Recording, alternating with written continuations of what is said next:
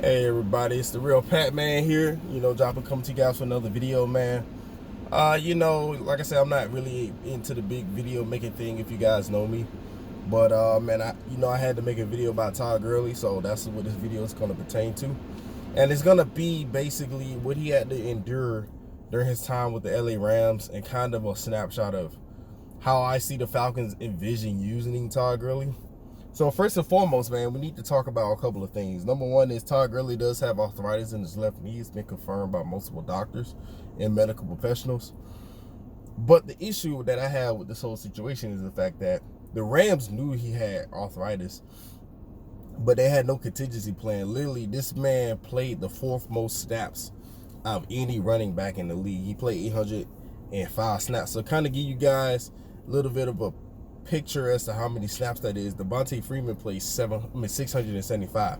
Now, granted, Freeman played 14 games and Todd Gurley played in 15 games.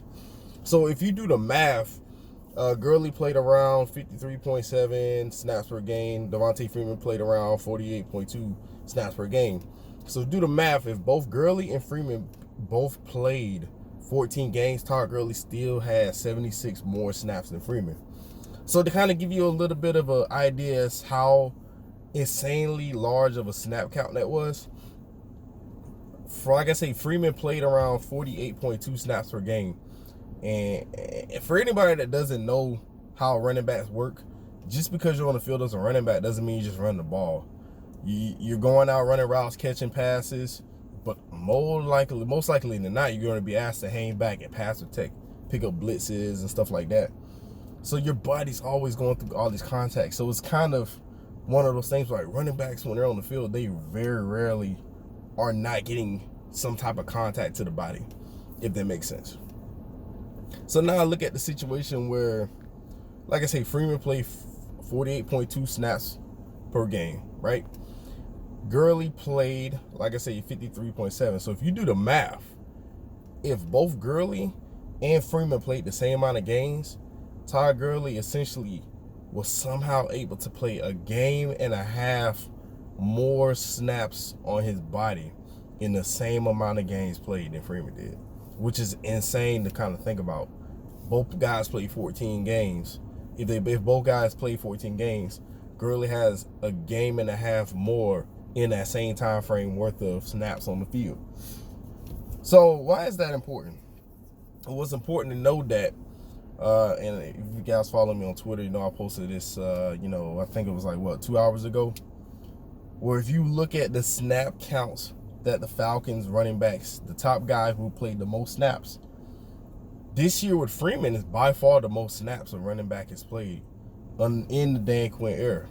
Generally, they hover in and around, 570-ish, give or take. I got to go back and check my math. So basically, you're talking about a situation where Todd Gurley is going to come here and essentially play 20% less snaps, potentially, than he played when he was with the Rams. Now, you might be thinking to yourself, why is this important? Why do I care about this? Well, first and foremost, when it comes to Todd Gurley, the thing that we need to think about is efficiency over quantity, man. Todd Gurley in Atlanta is not going to be a high attempt running back. He's going to be a guy that's going to be in a committee, but he's going to be a guy that's going to be asked to be efficient. When he touches the ball, we want efficiency. All right, you don't want to give him 30 snaps a game or anything crazy like that. You want him to be efficient as a runner. Another thing that when it comes to Todd Gurley is what he's going to be asked to do. His supporting cast is going to be here in Atlanta is going to be a lot better than his supporting cast. Now, obviously, he's not going to have the great mind that is a Sean McVay, but he's going to be in a system where he has a dominant wide receiver in Julio Jones. He has an up-and-coming number 2 wide receiver in Calvin Ridley. So what that's going to do is it's going to open up a lot of stuff underneath for Todd Gurley to operate with. He shouldn't see too many loaded boxes, especially out of 11 personnel, because no team is going to just leave a single high safety and leave a corner on the island with Julio Jones. I think the situation is going to be intriguing to see what Todd Gurley is able to produce. I was looking at Football Outsiders. earlier today, and one of the things that I noticed looking at their drive stats is the fact that the Falcons were actually 5th in the league in yards per drive, which means they can move the ball in between the 20s. When you're looking at touchdowns per drive, I think the Falcons were something like 25th in the league or something like that. So that tells you that when Todd Gurley gets here, like I say, efficiency over quantity, he's going to be a guy that's going to be asked to see a lot of touches inside the red zone, because even last year with you know, his arthritis and stuff like that, I think Gurley was like third in the league in red zone touchdowns for running backs. So now you have a situation where the Falcons, who we know they can move the ball between the 20s, now has a weapon that they can utilize in the red zone. It's going to help them score more points.